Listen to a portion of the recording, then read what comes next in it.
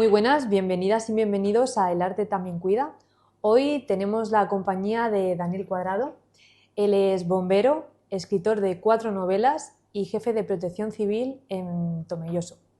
Muy buenas. Muy buenas. Cuéntanos, Daniel, un poco más sobre ti. Pues a ver, se has hecho un resumen muy resumido pero muy acertado. Sí, ejercí de bombero de empresa durante un tiempo dando formación, escritor desde que era pues un mico, muy chiquitín, y jefe de protección civil desde hace ya 4 años. Empecé como voluntario en 2017 y llevo 4 años de jefe. Muy bien. ¿Qué es lo que te llamó la atención para empezar a escribir? ¿Recuerdas cuál fue esa semilla, ese inicio? El momento concreto como tal, o sea, no lo recuerdo, pero sí que es verdad que a mí la escritura ha ido muy unida a lo muchísimo que me ha gustado siempre leer. Además, mi abuelo, mi madre han sido siempre grandes lectores y eso me lo inculcaron. Entonces llegó un momento, sobre todo cuando empecé a descubrir novelas y libros de romanos, que dije, jolín, pues si esta persona que está escribiendo este libro está contando esta historia, pues a lo mejor yo también soy capaz. Y pues bueno, empecé a hacer ahí algunos pinitos, relatos cortos y demás, hasta que me lancé con el primer libro. ¿Con cuántos años empezaste? A escribir, ya digo, muy pequeñito. De hecho, yo recuerdo que hacía pequeños relatos de terror, como a lo mejor con 12, 13 años. Era muy pequeñito. Pero lo que es el primer libro fue en 2011, que narré la batalla del bosque de Teutoburgo.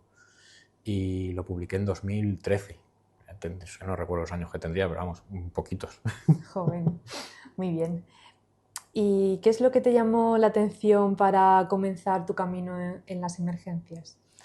Pues fue un poco, a ver, el mundo de emergencias, el mundo de la seguridad, todo eso es algo que siempre me ha llamado. También imagino que como cualquier crío pequeño que ve un coche de policía o un camión de bomberos. Y a raíz de que en Tomelloso en 2017 se fundase la agrupación de protección civil, me apunté un poco a ciegas y el mundo de las emergencias engancha. Me empezó a gustar, me empecé a formar, a hacer cursos, formaciones a ese respecto y desde entonces. Pero ya digo, un poco de rebote. ¿Cómo llevas las dos facetas de escritor y el mundo de las emergencias? Intento mantenerlas lo más separado posible, porque para mí la escritura, aparte de que me gusta y demás, es un poco terapia. Yo utilizo mucho la escritura para descargar yo mis emociones, mis sentimientos. De hecho, esta última novela nació en un periodo fastidiado para mí, de ansiedades, de depresiones y demás. Y entonces, al utilizarla como de vía de escape, procuro no mezclarla con nada que tenga que ver con emergencias. Sí que es verdad que las propias vivencias que tú vives en una situación de emergencia, ya sea un incendio, una inundación, al final eso también te sirve para descargar ciertas emociones o ciertas sensaciones en algunos personajes. ¿Y lo utilizas como fuente de inspiración las historias que a ti te pasan para narrarlo en los libros? ¿O directamente, como tú dices, te sirve a modo de terapia para descargar ese estrés de esos momentos?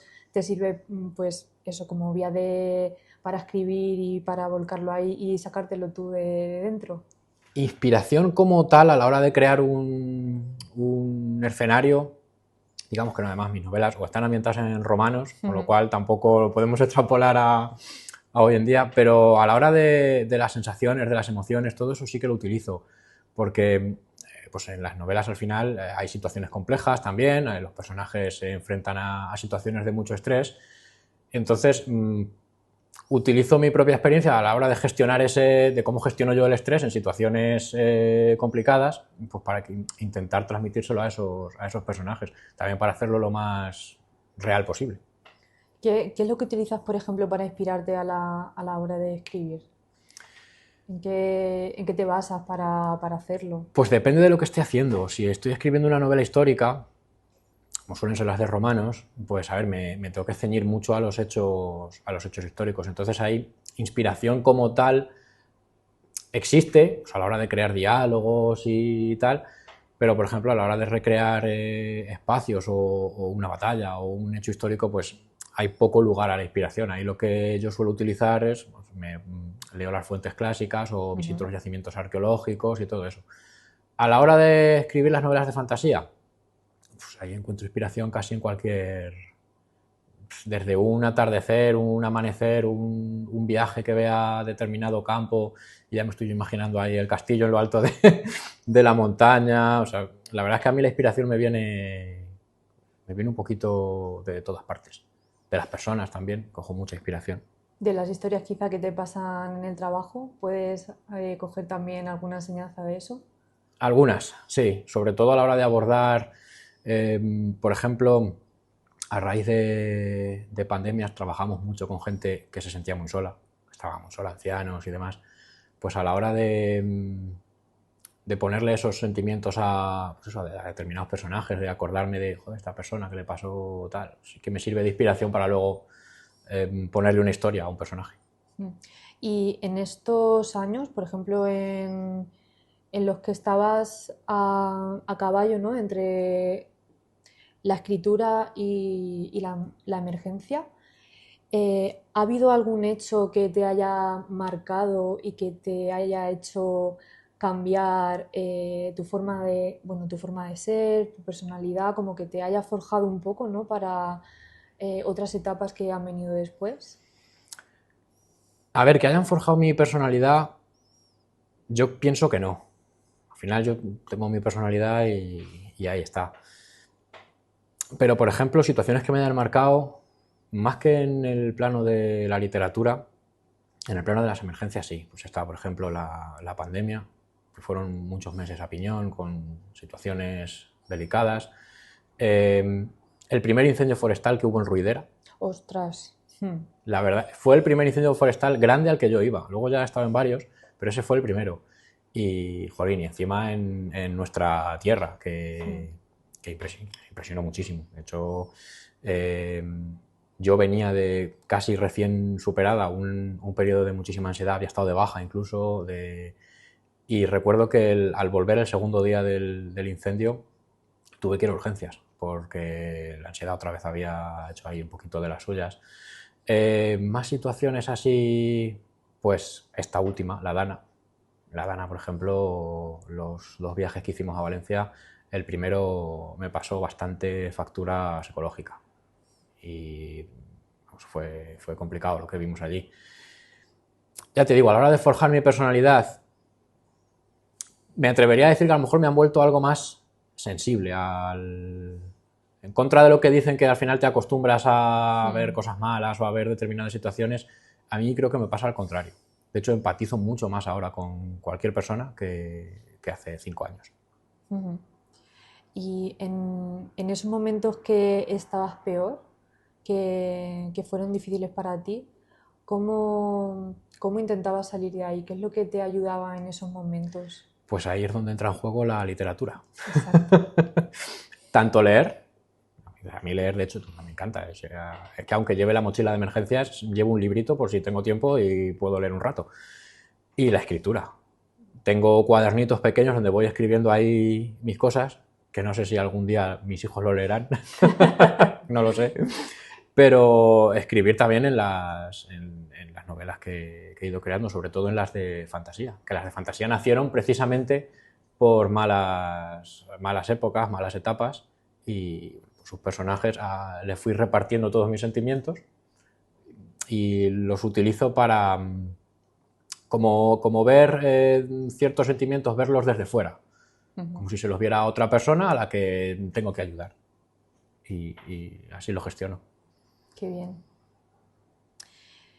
¿Y has tenido algo en especial que te haya marcado de estos años? Bueno, aparte de lo que nos has contado pues de la Dana, del COVID, ¿alguna historia en especial que te haya marcado? Tanto en la parte de emergencias como, por ejemplo, no sé, en una entrega de premios de alguno de tus libros o alguna persona que te haya dicho algo sobre tus libros también que te haya dejado esa huella dentro de ti. Sí, a ver, a lo mejor es algo un poco absurdo, pero hace cuestión de unos meses iba andando por la calle tan normal. De hecho, venía de comprar el pan, o sea que no venía a hacer nada por ahí extraño. Y me paró una mujer, ya mayor, me paró por la calle, que, bueno, que se había comprado mis libros, que le habían gustado mucho, que no sé qué, que no es una situación de... pero me llamó la atención. Y referente a lo que has comentado de premios y demás, pues yo soy de los que lo pasan muy mal cuando reciben cualquier reconocimiento porque no me gusta hablar en público, nada. Me pongo hiper nervioso. Pero sí, en abril gané un premio a Mejor Novela de Fantasía por esta última que hice. Y, joder, la verdad es que fue una experiencia, a ver, muy positiva, muy bonita, que además, pues oye, también te anima a continuar escribiendo y, bueno, no lo estaré haciendo tan mal, que muchas veces yo mismo tiendo, como creo que todos, a autosabotearnos un poco. Esto que estoy haciendo no es tan bueno o no tal. Pues al final resulta que sí. Entonces ahí bueno, cogí un poquito de amor propio. Y experiencias malas, pues bueno, pues también ha habido alguna. O sea, en el plano literario, sí he tenido a alguien que no le ha gustado los libros, tal. Bueno, al final eso vives con ello. Y experiencias así como malas de las que he podido aprender cosas, pues fue en 2022, cuando estuve de baja con la ansiedad y con la depresión, que me salvó la escritura, o sea, y los psicólogos, Sí, bueno, también. eso también. Y ahí pues aprendí a proteger mi salud mental muchísimo. Yo antes iba en plan, hay ansiedad, bueno, esto no pasa nada, esto es normal. Y no es normal. Y sí que pasa. Pasa porque al final colapsas y tienes pensamientos muy oscuros y he aprendido pues, muchas técnicas para evitar eso. ¿Cómo llevas esa parte, por ejemplo, de la adrenalina del trabajo de emergencias en comparación de, por ejemplo, la parte de calma, ¿no? De escribir, porque imagino que son dos cosas muy distintas a nivel tuyo de energía, de cómo te encuentras, cómo tienes que estar y demás. Pues es verdad que antes, al principio, pues al estar en alguna situación así más delicadilla, mmm, sí que me ponía súper nervioso, luego llegaba a casa hiper cansado, y no me voy a poner a escribir ahora ni me voy a poner a hacer nada porque estoy reventado. Pero es verdad que ahora eso ha cambiado muchísimo. No suelo gestionar bien ese estrés, no suelo ponerme muy nervioso, entonces bueno, pues lo tomo como estamos haciendo esto, ha pasado esta situación, la solventamos, trabajamos en lo que haya que hacer y luego a casa, a otras cosas y lo gestiono así, porque la verdad es que si no, mmm, llevarte lo que ves en emergencias o llevártelo a casa, hay que aprender un poquillo a eso porque a veces pasa factura. Claro, sí, es súper importante dejarlo, aunque sea complicado, pero dejarlo de puertas para afuera Yo de casa. prefiero, a lo mejor, después de una emergencia con los compañeros, perder, entre comillas, media horita. Joder, pues esto ha salido así, esto lo hemos hecho tal, y cómo estás, y hablar un poquillo con ellos, Ujú. hablar entre todos, desahogarnos, si podemos echarnos dos risas y a casa más tranquilitos. Pues sí. Has dicho antes que la escritura sobre todo te salvó en los momentos que estabas más vulnerable, ¿no? ¿Qué es lo que también aparte de eso te ayuda en ese momento? O sea, aparte de la escritura, ¿hay algo que también te sirva como terapia? Que... Pues a lo mejor suena gracioso, mucha gente se ríe, pero mis gatitos, mis gatitos y mi perrita, la verdad es que, o sea, que parece algo absurdo, pero, jolín, el hecho de irte a la cama así un poco chof y que enseguida los dos gatitos se suban y... Sí, a mí que estoy muy bien con los animales, la verdad. Sí, ¿verdad? Sí, sí. Además que ayudan también a gestionar también esa energía interna que tenemos. Debajo de mi casa hay una colonia de gatos que cuidamos entre varios y yo Sí. muchos días que tengo así un poquito de estrés o que estoy, o sea, me bajo ahí a un pollete con los 10 o 12 gatos y estoy ahí, o sea, que no hago nada con ellos, siempre estoy ahí con ellos, juego con la comida o jugando un poquillo y la verdad es que sí, esa compañía que dan que a lo mejor no la encuentro o no la dan las personas, pero yo estoy muy a gusto con ellos. Sí, sí. Y el tema, por ejemplo, del arte, como has dicho que tirabas mucho por los temas históricos, ¿eso también te ayuda a inspirarte, a motivarte y demás? A mí es que la antigua Roma sobre todo, la historia me gusta, pero dentro de eso Roma me encanta. Entonces, las dos primeras que hice, tenían que ser de romanos, pues, sí o sí. Inspirarme, a ver, sí y no. Hay muchas cosas. Yo la historia la leo o la estudio como muchas cosas que han pasado antes que hoy en día podríamos aprender de ellas, que por desgracia pues en muchas ocasiones no lo hacemos. Y me la planteo un poco así. Y entonces me gusta entender bien cosas que han pasado hace siglos, ya sea en la antigua Roma o en la época medieval o en la Segunda Guerra Mundial, me da lo mismo. Pero me gusta pues conocerlo bien desde casi todos los puntos que se pueda, porque creo que eso sí que hoy en día nos puede hacer mejores o avanzar o no repetir cosas del pasado, que por desgracia pasa mucho. Eso es muy interesante lo que comentas, de aprender de los errores, ¿no? del pasado. Pues se aprende poco, se aprende poquito. Sí. A mí, por ejemplo, me gusta muchísimo leer, de hecho estoy ahora haciendo un proyecto que tengo ahí en mente para dar una charla sobre mujeres en la historia. Y es que es lo que decía, que tampoco hemos aprendido tanto. O sea, que hace unos meses, como quien dice, en Afganistán han perdido otra vez todos los derechos. Ya. Y te digo Afganistán como te puedo decir cualquier otro sitio. Por eso digo que me gusta rescatar esas historias y conocerlas para, jolín, poder contribuir a que determinadas cosas no se repitan. ¿Y de cara a futuro, qué proyectos tienes, si nos puedes contar? Sí. En el plano literario, en el plano de las emergencias, seguir. Por lo menos seguir como hasta ahora. Y en el plano literario estoy escribiendo la que espero que sea la 5ª novela, que deja otra vez la fantasía un poquito de lado y vuelvo a mis queridos romanos.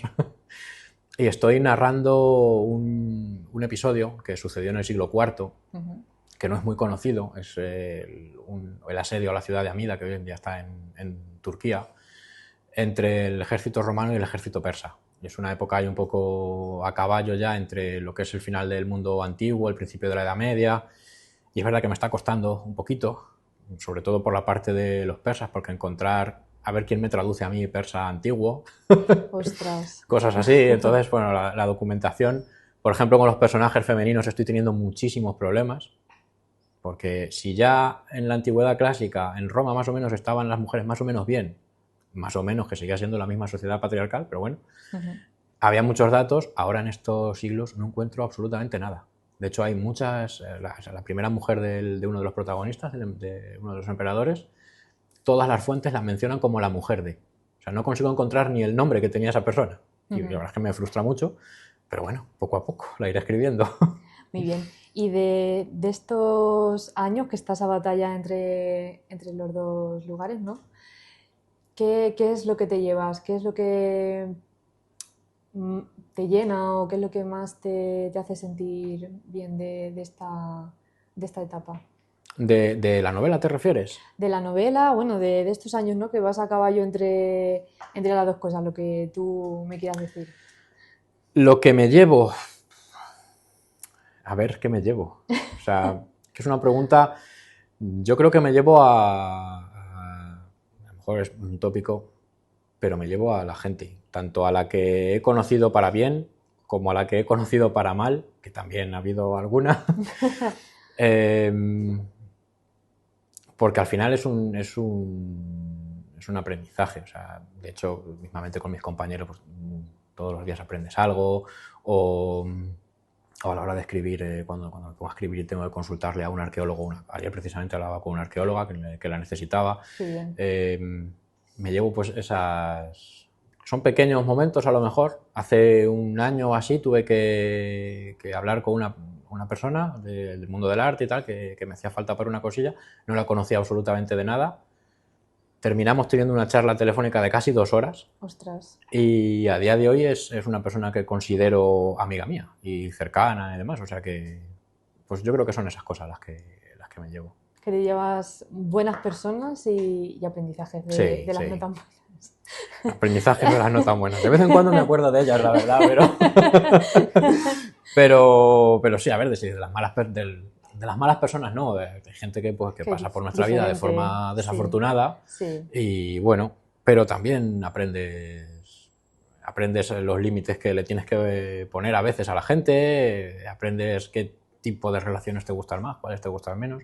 Y ya digo, yo es que a raíz de mi depresión, mi salud mental, a lo mejor suena egoísta, pero la cuido como, vamos, como a un hijo. y permito que pocas cosas la perturben. Y entre ellas, pues, personas.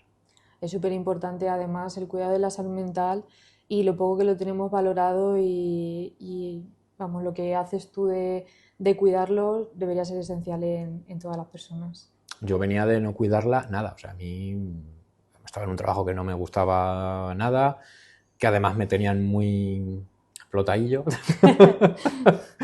Y bueno, a mí me daba un poco igual, ¿no? No es que me diera igual, es que tampoco tenía los conocimientos o no sabía en qué podía derivar sentir un poco de ansiedad. Para mí era lo normal. Te levantas con ansiedad, ¿por qué? Pues porque vas al trabajo, vas... No, sí, que no es normal levantarse con ansiedad todos los días. Me quedé en 40 kilos. Ostras. Y un día trabajando colapsé totalmente en la carretera. Fui a urgencias, me dieron la baja y 10 meses de baja. Hasta que, pues eso, en ese tiempo pues adquirí herramientas y a día de hoy ya digo que es algo que es uno de mis 10 mandamientos, que es que no permito que me perturbe nadie la paz mental. Me alegro mucho que hayas salido ¿no? de esa situación tan difícil y que además te sirva para aprender y ¿no? para ahora gestionar las cosas de otra manera y aprender a cuidarte desde ahí. Sí, Por además, supuesto.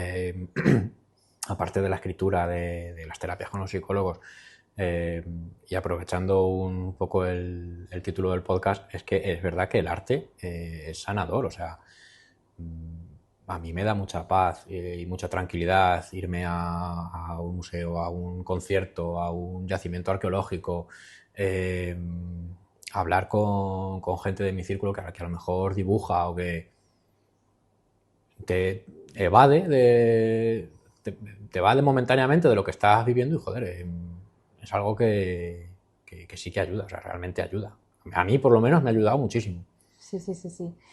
¿Y qué le podrías decir a una persona que quiere escribir, que está, pues eso, empezando o que se decanta también por el mundo de las emergencias? ¿Tendrías algún consejo para esas personas que están pues intentándolo en alguno de los dos caminos? Para el de las emergencias, que se ponga a prueba, por así decirlo.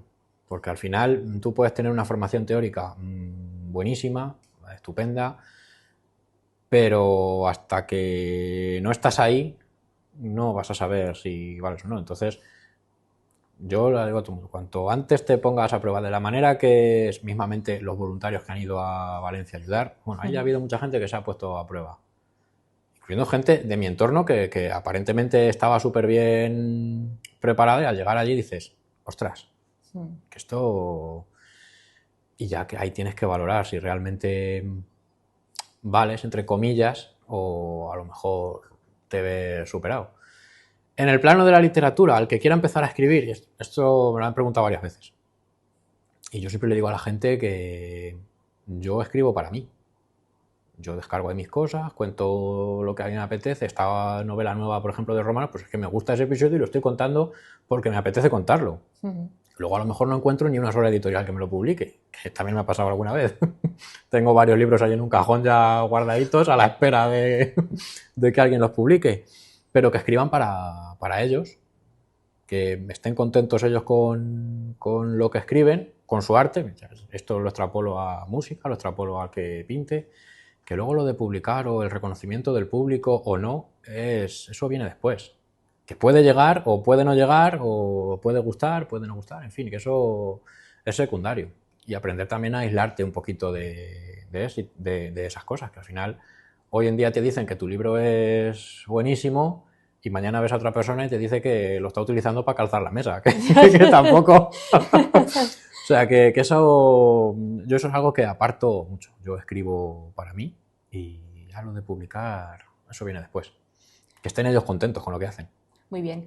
Y hablando del plano literario, cuéntanos un poquito cuáles son los temas de tu libro, bueno, los temas, los títulos de tus libros, dónde los podemos encontrar y todo eso, que quien se interese por ellos, pues que tenga una vía para encontrarlos. Pues las novelas históricas, la primera se llama Teutoburgo, que tiene un nombre complejo, pero que es el nombre de una selva en Alemania donde las legiones del emperador Augusto sufrieron una derrota a manos de los germanos. Pasa que los romanos eran muy buenos contando sus victorias, pero también les daban pal pelo muchas veces, muchas.